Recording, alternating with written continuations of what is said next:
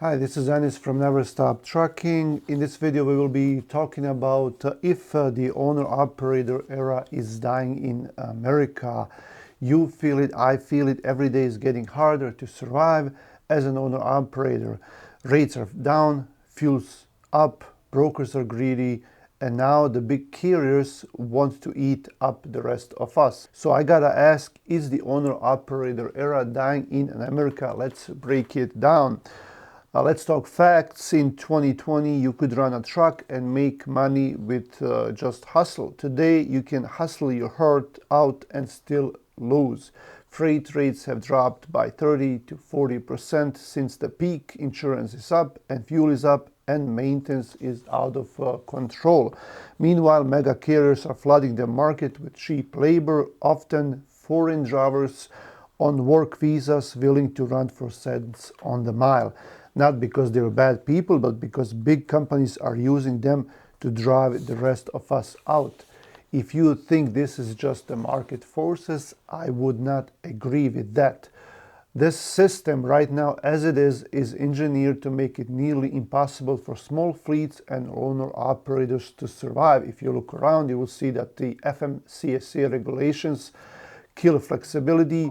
Load boards are flooded with bottom barrel rates, and often with scam brokers, and brokers are taking 30% of the load even though they're not admitting, and some of them are calling it normal, some of them saying they are in a loss, but whatever is the fact of the matter is that the brokers are taking a large cut. So the big question here is, do we give up?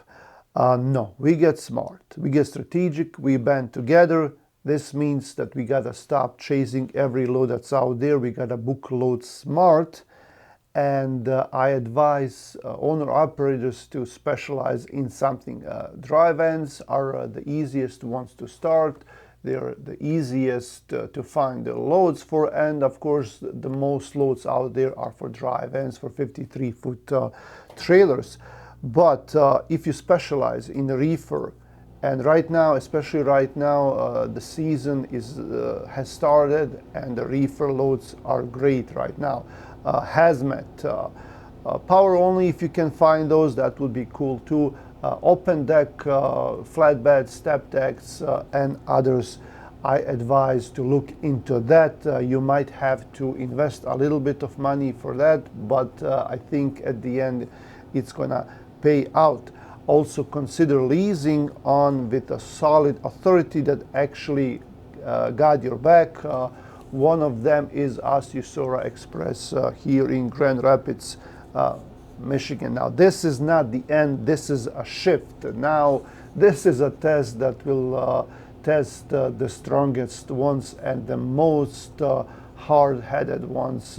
Are we gonna stay in this? Are we gonna go to the end? Because I think at the end, once this is over, the strongest will survive and the strongest one will thrive at the end, and hopefully we can make some money to make up for the money that we have lost down the road.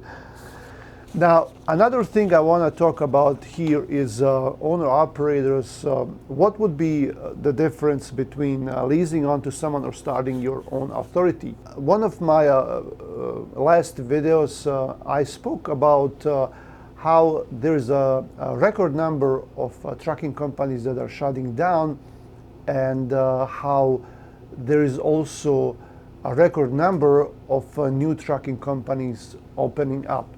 So I went through the comments on the channel here, and there are some interesting comments. Some people are saying that this is due to the fact that a lot of companies are shutting down their companies because of bad safety scores, and they're just getting a new MC number and starting fresh. So that might be the case. I know there are people who do that. And then other people were saying on the channel here that some owner-operators are fed up with the industry, with some carriers that they're working with, and they're opening up their own authority. It's just going to be a one-truck operation. They're going to drive their own truck. It's their way of saving money and not being scammed and doing what they want. And it would make sense, right? Because most of these people probably have a lot of experience. They have 5, 10, 20 years of experience. So they know the industry. What could go wrong? Like if I open up my own company. Well, I really don't think that you should do that right now. And I agree that there are owner operators. I see it all over internet. I see people reaching out to me on talking to someone. They're saying, well, I'm just tired of everything. I'm gonna start my new authority and I'll just drive for myself and I'll be okay. Now that's the biggest mistake that you're gonna do in your trucking career, to start a new MC number right now at this moment. That's gonna be your biggest mistake. If you look at the companies that have been closed during the last 6 months in the revoked carrier databases that we have, you will notice that most of them, the MC numbers will start with 15 or 16. Right now, the new MC numbers that are issued start with 15, 16, 17. More, I think they're in 17 right now.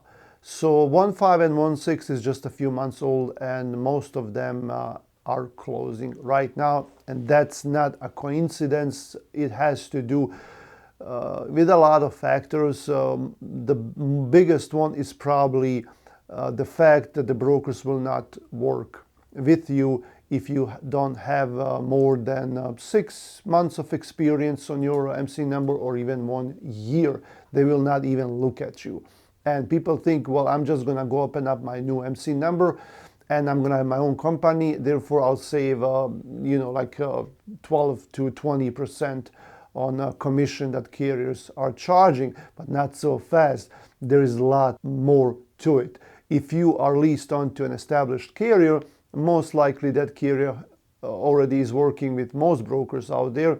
They might have some contract lanes or dedicated lanes, and most brokers will approve them. Now, you will have to do some research before you lease on to someone. You have to look at their safety scores and see if the brokers will work with them at all. And if yes, that's great. In your case, since you're brand new, no one will work with you. You will have no connections, no contracts, no dedicated loans, no brokers, okay?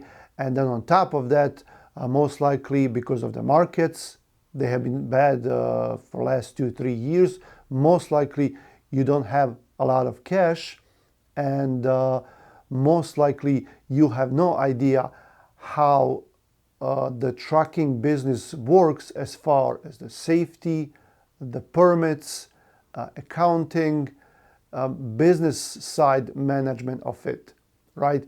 Because it's easy when you start your own MC number and the markets are good.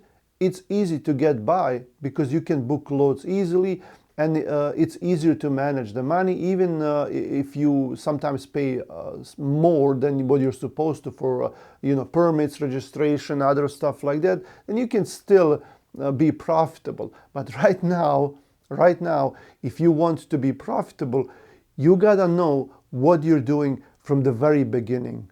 And there are so many rules, there are so many permits, and so many procedures, not just before you start, but it continues. It always continues. Now imagine you're driving your truck as a driver, you're maintaining the truck, taking care of it. You have to book the loads yourself or pay someone to book the loads, but then what's the point? And then you have to be able to get the new lanes, you have to be able to manage the safety and the permits, taxes, all of that. It's on you, but your job is to drive and be out there and be safe and make sure that the loads are delivered on time and picked up, and that everyone is safe around you, including yourself. Now you have to deal with a lot of other things. And right now, if you start your own MC number and you rely on spot loads, on broker loads, you will most likely close your company in 5 to 6 months, and you're gonna lose $5,000 to $10,000 at least. So if someone comes and tells me that, hey, you know, these owner operators, they have experience, they have 20 years of experience, and therefore now they can open up their own company. No, no, it's not that simple. It's not that easy. Most of the people, people will book consultations with me or talk to me, or they will email me, text me, call me, and most of them do at least 5 things wrong. Some of them do everything wrong. Some of them are good actually, but that's a rarity. But then even if they're good, they might be overspending on making sure that everything is legit and legal. Now in this case they might be overspending because they want to act like a company that has 50 trucks, right? But you only have 1 truck. There's only some basic things that you need for 1 truck, and then down the road you might be getting all of those. So you gotta be able to differentiate between what's really necessary and what's legal, what is illegal, and what you need and what you don't, and be able to be profitable in these markets. I'm not saying I'm that guy, but with the experience of over 20 years, it comes, whether you're smart or not, whether you're educated or not, it just comes with the experience. So this is Ennis from Never Stop Trucking. Hopefully this video helped you to decide whether you're gonna get your new MC number or become owner operator, and maybe even lease to someone in the beginning, and then see how that's gonna work out for you. See you later.